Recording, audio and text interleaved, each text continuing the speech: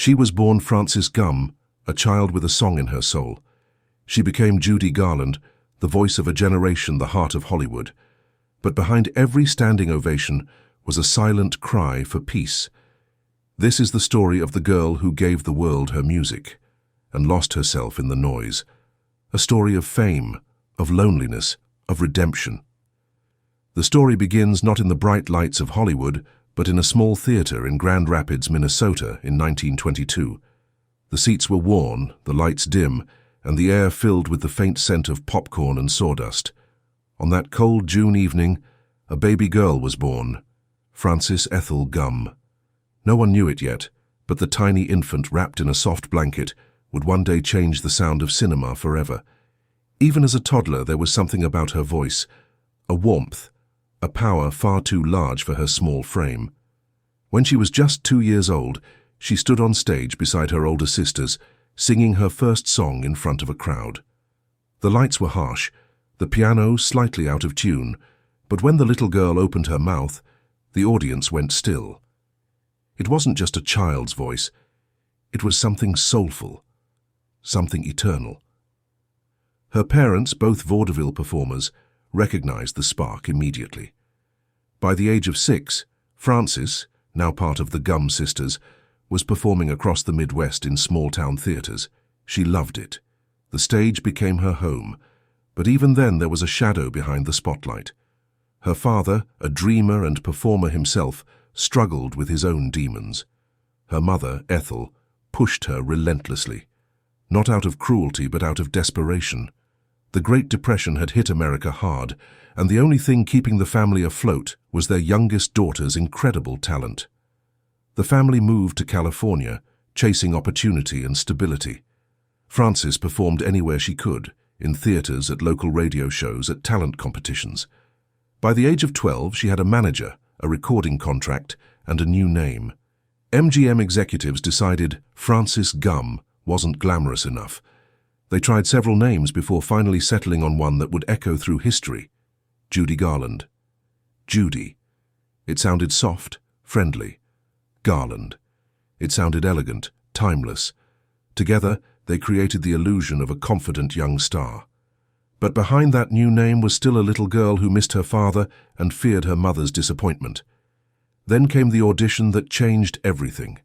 MGM was looking for a new kind of star, not the glamorous, untouchable movie queens of the day, but someone real, someone who could make people feel. When Judy sang "Zing Went the Strings of My Heart," every executive in the room stopped. The voice that filled that studio wasn't just beautiful, it was hauntingly human. Louis B. Mayer, the powerful head of MGM, leaned forward and whispered, "She has the voice of an angel." At just 13 years old, Judy Garland signed her first studio contract, but the dream that every young girl wanted came with invisible chains. MGM didn't just own her performances, they owned her childhood. Her first big success came with the 1939 film The Wizard of Oz. Originally, the studio had doubts about her. She was too short, too plain, too ordinary, they said. But when Judy stepped into Dorothy's blue gingham dress and sang "Over the Rainbow," she didn't just perform, she poured her soul into it. The song became an anthem of hope, of longing, of believing that something better waited beyond the pain. And in a way, it was her own secret cry. Every time she sang "Somewhere Over the Rainbow," Judy wasn't just Dorothy dreaming of home. She was a lonely teenager, dreaming of peace. The movie was an instant classic. Judy Garland became the nation's sweetheart overnight. Her face appeared on posters, magazines, and newspapers around the world. She was the perfect image of youthful innocence, wide-eyed, smiling, radiant. But the price of that perfection was steep.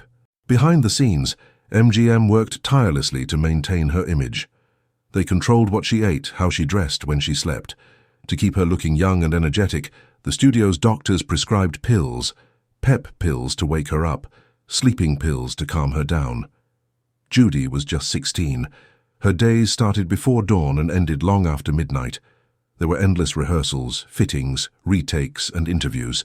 She was exhausted, but she was told over and over again, the show must go on. And so it did. Throughout the 1940s, Judy starred in film after film. Babes in Arms, Meet Me in St. Louis, Easter Parade.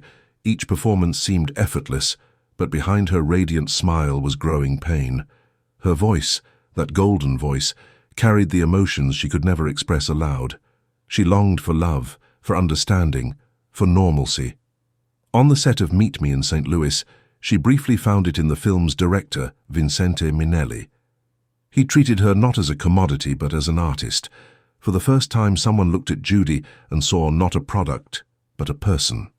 They married in 1945, and a year later their daughter Liza was born. Judy adored her baby girl. Holding Liza in her arms, she whispered, "You're my reason to live." For a brief moment, she believed she had found her somewhere over the rainbow. But the pressures never left. MGM wanted its star back, and Judy was once again pulled between her family and her career. The pills, the sleepless nights, the strict diets, they all returned, worse than before. Her body began to break down, and so did her spirit. Yet even through it all, her performances remained transcendent. When she sang, time seemed to stop. Whether it was a happy tune or a heartbreaking ballad, her voice carried truth. She could make audiences laugh, cry, and believe, often all in a single song. By the late 1940s, Judy Garland wasn't just a movie star. She was an icon. But fame is a fragile thing. The same studios that built her up began to see her as a liability. Her exhaustion led to missed rehearsals, emotional breakdowns, and eventually contract suspensions. Still, when she stepped on stage or stood before a camera, all the chaos disappeared. There was only Judy and the song. When she sang, she wasn't pretending. She was living. Every lyric, every note, every tear that trembled in her voice came from a place of truth. And that was her magic. She wasn't perfect, but she was real. The audience saw a star, but those who looked closely saw a young woman begging for understanding. Fame had given her everything and taken almost as much. Yet this was only the beginning. The true trials of Judy Garland's life, the heartbreak, the scandal, the fall, and ultimately the redemption, still lay ahead. For now she was the girl who had it all: beauty, fame, love, and a voice that made the world believe in dreams again. But in the quiet of her dressing room, with the applause fading behind her, Judy often stared into the mirror and whispered, "Who am I when the music stops?" The reflection never answered. Only the faint echo of applause lingered, like a ghost from another world. And somewhere deep inside, Judy Garland, Hollywood's brightest star, began to realize that the higher you rise in the light, the darker the shadows become. The spotlight had once been her sanctuary, warm, forgiving, alive. But now, that same light burned. By the late 1940s, Judy Garland had become one of the most famous women in the world. She had a husband who adored her, a beautiful daughter, and a voice that defined a generation. But inside, the cracks were deepening. The constant pressure from MGM, the pills, the strict diets, the endless expectations had taken a toll on her mind and body. She was exhausted, anxious, and beginning to lose the one thing she had always trusted: her confidence. Hollywood could be merciless. One missed performance, one delayed shoot, and the whispers began. She's unstable. She's difficult. She's replaceable.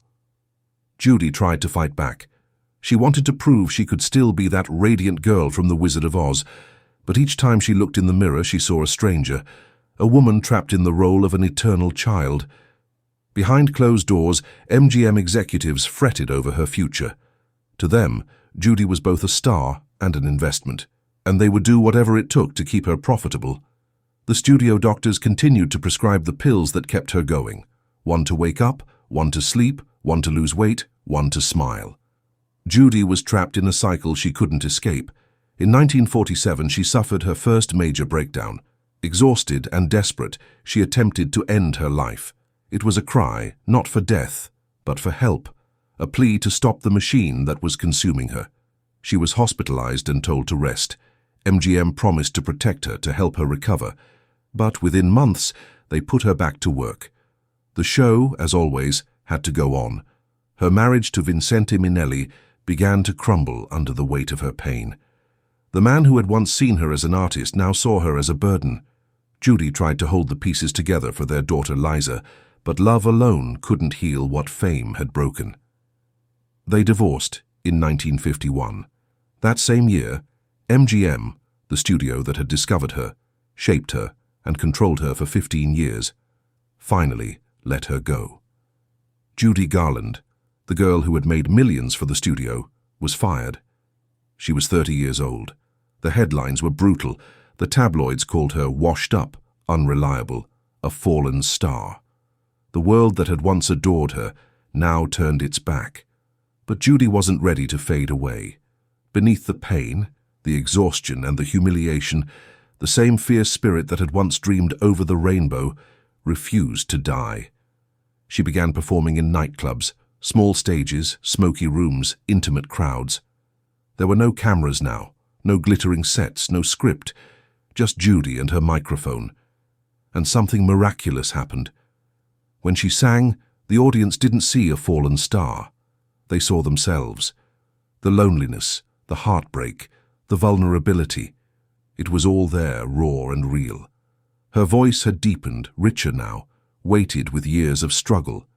Every note carried the ache of survival. Critics called it a rebirth. Judy Garland was no longer the girl from Oz. She was a woman who had lived through hell and returned to tell the tale. Her concerts sold out. Fans who had grown up watching her on screen now wept as she sang before them, not as a Hollywood illusion, but as a living, breathing soul. In 1954, Judy made her triumphant return to film with A Star is Born. It was the perfect title, almost poetic. The movie mirrored her life, the rise of a young singer and the fall of the man who couldn't keep up with her light. Judy poured herself into the role body and soul. Her performance was electric. Critics hailed it as one of the greatest in cinematic history. Many said the Oscar that year belonged to her. But when the award went to someone else, Judy sat at home watching the ceremony on television, a quiet smile masking her disappointment. She had learned not to expect fairy tales anymore. Her second marriage, to producer Sid Luft, gave her a renewed sense of stability. They had 2 children together, Lorna and Joey, and for a time she found happiness in motherhood. But even as she held her babies in her arms, the old fears lingered. Would she ever be enough? Would she ever find peace? Financial troubles began to mount. Years of mismanagement and addiction left her drowning in debt. To keep her family afloat, Judy toured relentlessly, city after city, night after night. The applause was still thunderous, but backstage she was often fragile, trembling, lost. In 1961, she stood on stage at Carnegie Hall. It was her greatest concert, one that would go down in history as the night that saved Judy Garland. The audience rose to their feet, cheering, crying, loving her back to life. As she sang The Man That Got Away, her voice cracked with emotion. Every heartbreak, every disappointment, every lonely night poured out of her in that song. And when she finished, the hall erupted. People said they had never felt anything like it. That night, Judy Garland was not a broken woman. She was a phoenix, battered, but reborn. But fame is a fickle friend. The high of that comeback was followed by another collapse. The endless travel, the dependence on pills, and the pressures of performing took their toll once again. Her health deteriorated, her marriage fell apart, and the world began to whisper those cruel words again. She's finished. Television became her new frontier. In 1963, The Judy Garland Show premiered. It was meant to be her grand reinvention, a way to connect with her audience every week. The early episodes shimmered with magic. Her laughter was infectious, her duets with young stars were joyous, and her charm was undeniable. But behind the scenes, tensions flared. Network executives meddled, ratings fluctuated, and Judy felt trapped once more. She fought to protect her creative vision, but the show was cancelled after just 1 season. The pain returned, heavier than before. Her finances were in ruins, her relationships were crumbling, and her body, The vessel that had carried that once-in-a-generation voice was failing her. Yet, even as everything fell apart, she refused to stop singing, because singing was all she had ever known. It was her truth, her identity, her salvation. Every performance was both a triumph and a cry for help. She sang to survive, for her children, for her fans, for herself. But the lights were dimming. By the late 1960s, Judy Garland was living on borrowed time, physically, financially, emotionally. Her health was fragile, her voice sometimes faltered, and her audiences, though still adoring, could sense the exhaustion behind her smile. Still, there were moments of brilliance, fleeting, beautiful moments that reminded the world why she had once been its brightest star. In London in 1969, she performed one of her final concerts. She walked onto the stage, frail but radiant, and whispered into the microphone, "I'll sing them all, and we'll stay together till dawn." The audience erupted in applause. They didn't come to see perfection, they came to see her. When she sang Over the Rainbow that night, her voice cracked, but no one cared. In that crack was every ounce of pain and every fragment of hope she had ever carried. It was as if Judy Garland, after all the fame, all the loneliness, all the loss, had finally found her truth. She wasn't Dorothy anymore, searching for home. She was the woman who had lived through every storm and still found the strength to sing. The final years of Judy Garland's life were a haunting blend of beauty and heartbreak, a slow waltz between light and shadow. The crowds were smaller now, the stages humbler, but the devotion of those who came to see her never faded. They weren't there for the legend of Dorothy Gale or the MGM glamour girl. They were there for the woman, fragile, fierce, and achingly human. In 1969, she was 47 years old, though her body carried the weight of a lifetime lived at double speed. She had been performing for over 4 decades, almost every day of her life. To the world, she was still the same Judy Garland, that radiant girl with the rainbow song. But behind the curtain she was tired. There were moments, though, when the fire returned. Nights when she walked on stage and everything else, the debts, the pain, the pills, the broken marriages, all of it disappeared. Under the spotlight, she was alive again. The music carried her, lifted her, made her whole. Those who saw her in those final concerts said she still had that spark, the same magic that could make 1,000 strangers feel like family. But it came at a cost. Her health was failing, her finances were gone, and she was struggling to hold on to a sense of purpose. By that time, she had married for the 5th and final time, to Mickey Deans, a nightclub manager who was decades younger. The marriage was a mix of affection and turmoil, like much of Judy's life. She wanted stability, he wanted to save her.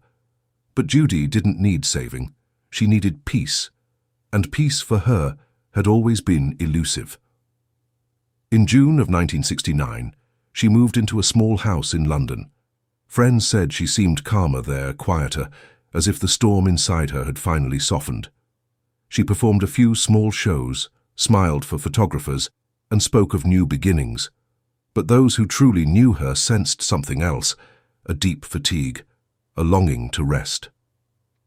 Then, one quiet morning, the world lost its rainbow. On June 22, 1969, Judy Garland was found lifeless in her London home. The news broke like a thunderclap. Radio stations interrupted programs, newspapers rushed to print. Around the world, fans wept openly in the streets. She was gone. The headlines screamed tragedy, Judy Garland dead at 47. But for those who loved her, it wasn't tragedy they felt most. It was gratitude. Gratitude for the songs, for the laughter, for the tears, for the courage it took to keep performing when her world kept collapsing. At her funeral, thousands gathered to say goodbye. They brought flowers, photos, letters, pieces of their own hearts. As her casket passed, one mourner whispered softly, "Good night, Dorothy. You're finally home." It was a line that echoed across the world. After all the years she spent chasing belonging, Judy Garland had at last found her peace. But even in death, her spirit refused to fade. Within months, The Wizard of Oz was re-released for a new generation, and children once again fell in love with the girl who believed in rainbows. Her music played on the radio, her films were rediscovered, and her legend began to grow even larger. For her children, Liza, Lorna, and Joey, the loss was devastating. But each of them carried a part of her into their own lives. Liza Minnelli, already a rising star, dedicated her performances to the strength and artistry she inherited from her mother. She would say later, "My mama gave the world everything she had, and somehow she still had love left for us." Over the years, people tried to define Judy Garland in many ways: the prodigy, the star, the victim, the survivor. But perhaps the truth is simpler. She was all of them. She was the embodiment of the dream that built Hollywood and the warning it left behind. She showed the world what it meant to give everything for art, to pour your soul into every song, even when the world took more than it gave back. And she left behind something eternal: honesty. When Judy sang, she didn't pretend. She didn't hide behind glamour or illusion. Her pain was visible, her joy was fragile, her laughter was real. She taught people that there was beauty in imperfection, that a trembling note could still move mountains. Her voice, that golden miracle, became more than sound. It became a mirror of the human spirit, brave, trembling, unbreakable. Today, more than half a century after her passing, Judy Garland remains more than a legend. She is a symbol of hope, of perseverance, of the impossible strength that comes from vulnerability. From The Wizard of Oz to A Star is Born, from concert halls to late-night stages, she turned her suffering into art and her longing into legacy. Every time someone hears Over the Rainbow, they hear not just a song but a lifetime of reaching, of believing, of refusing to give up. And that, perhaps, is her greatest redemption. She wasn't perfect, she wasn't always happy, but she was true. And in an industry built on illusion, that truth made her immortal. Even now, when her voice echoes through time, on vinyl, on film, on grainy old recordings, it still feels alive. It still carries that same message she sang so long ago, that somewhere, somehow, beyond the pain and the heartbreak, there's still hope, a rainbow. As the screen fades to black, her voice lingers, soft, trembling, beautiful. Someday I'll wish upon a star. And for a moment the world remembers, not the scandals, not the sorrow, but the girl who believed in dreams. Because Judy Garland didn't just sing Over the Rainbow, she lived it. Every note, every tear, every breath. And somewhere far beyond the stage lights and applause, she is still singing, forever young, forever brave, forever Judy.